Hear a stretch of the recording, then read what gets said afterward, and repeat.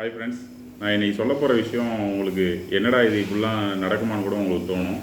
But இது நடந்த உண்மை சம்பவத்தை தான் நான் உங்கள்கிட்ட இப்போ ஷேர் பண்ணுறேன்.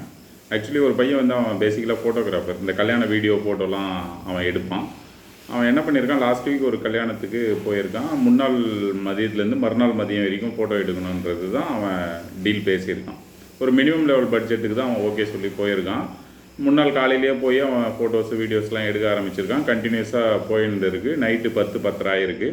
மாப்பிள்ளையும் பொண்ணும் போய் சாப்பிட்ற அந்த டைமில் இவனும் போய் சாப்பிட்டுருக்கான். மாப்பிள்ளையும் பொண்ணுக்கும் சாப்பாடு தனியாக எடுத்து வச்சுருக்காங்க. இவனுக்கும் இவங்க ஹஸ்பண்டுக்கும் இருக்கிறத போட்டு அமைச்சிருக்காங்க. அவங்களும் சரி ஓகே அப்படின்னு இவன் அட்ஜஸ்ட் பண்ணி சாப்பிட்டு வந்துட்டான். சாப்பாடு பெருசாக இல்லைன்னு வச்சிங்களேன், கம்மியாக தான் இருந்திருக்கு.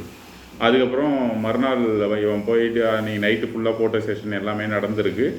வெடிகாலம் போய் படுத்துருக்கான். 1 மணிக்கு போய் படுத்துருக்கான். திருப்பி 2-2:30க்கெலாம் ஃபோன் பண்ணி இது மாதிரி நலங்கு வைக்கிறாங்க, நீங்கள் வந்து ஃபோட்டோ எடுக்க வாங்க அப்படின்னு சொல்லியிருக்காங்க. இவங்களும் திருப்பி போய் 3 மணி 3:30லேருந்து ஃபோட்டோஸ் எடுக்க ஆரம்பிச்சிருக்கானுங்க. கல்யாணம் முகூர்த்தம் அதெல்லாம் முடிஞ்சு கெஸ்ட்டு எல்லாருக்கும் ஃபோட்டோ எடுக்கிறது, அது இது கிஃப்ட்டு கொடுக்குறது எல்லாம் ஃபோட்டோ எடுக்கிறதுன்ட்டு கண்டினியூஸாக போயிருந்துருக்கு. 10-10:30 ஆகிருக்கு. இவன் என்ன பண்ணியிருக்கான், கூட வந்த ஹஸ்பண்டும் டயர்டாக இருக்கான், இவனும் டயர்டாக இருக்கான்ட்டு போய் அங்கே கேட்டிருக்கான், ஒரு 10 நிமிஷம் மட்டும் கேப் கொடுங்க, நாங்கள் போய் சாப்பிட்டு வந்துடுறோம். இது நைட்டும் ஒழுங்காக சாப்பிடல, தூக்கம் இல்லை, போய் சாப்பிட்டு வந்துடுறோம். அதுக்கப்புறம் இன்றைக்கி ஈவினிங் வரைக்கும் கண்டினியூஸாக நாங்கள் ஃபோட்டோஸ் எடுக்கிறோம் அப்படிங்கிற மாதிரி இவன் சொல்லியிருக்கான். பட் அவங்க என்ன சொல்லியிருக்காங்க, எவ்வளோ பேர் வெயிட் பண்ணுறாங்க, நீங்கள் போய் இப்போ சாப்பிட்றதுக்கு போகிறேன்றீங்க, இதெல்லாம் நியாயமா? சாப்பாடு முக்கியமா இது முக்கியமா அப்படிங்கிற மாதிரி பேசியிருக்காங்க. இவனுக்கு அப்போவே கொஞ்சம் ஹர்ட் ஆகிருக்கு.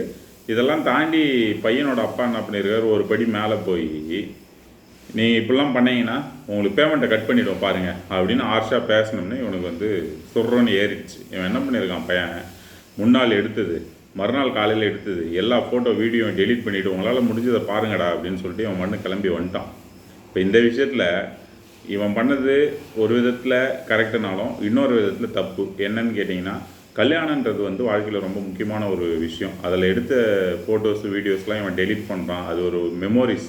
அதை வந்து அவன் அப்படி பண்ணுறான்றது வந்து உண்மையிலேயே ஏற்றுக்க முடியல. பட் அவனோட பாயிண்ட் ஆஃப் வியூவில் அவன் என்ன சொல்கிறான் அப்படின்னா, நாங்கள் என்ன பெருசாக கேட்டுட்டோம், 10 நிமிஷம் சாப்பிட்டு வரந்தான்னு சொன்னோம், அது கூட அவங்க டைம் கொடுக்க மாட்டாங்கன்னா அப்படி என்ன பெரிய இது, காசு பணம்லாம் அப்புறங்க, முதல்ல மரியாதை கொடுக்க கற்றுக்கணுங்க எல்லாரும் அப்படிங்கிற மாதிரி பேசுகிறாப்புல. ஸோ இது மூலிமா நான் என்ன சொல்ல வரேன் அப்படின்னா, நாம் எப்படி நடந்துக்கிறோமோ அதே மாதிரி தான் ஆப்போசிட்டில் இருக்கிறவங்க நடந்துப்பாங்க. நாம் வந்து எல்லாரையும் ஈக்குவலாக ட்ரீட் பண்ண கற்றுக்கணும் அப்படின்றது தான் நான் வந்து சொல்லணும்னு ஆசைப்பட்டேன். ஸோ நாம் வந்து எல்லாரையும் கரெக்டாக நடத்தணும் அப்படின்றது தான் நான் இந்த வீடியோ மூலிமா சொல்கிறேன். நன்றி.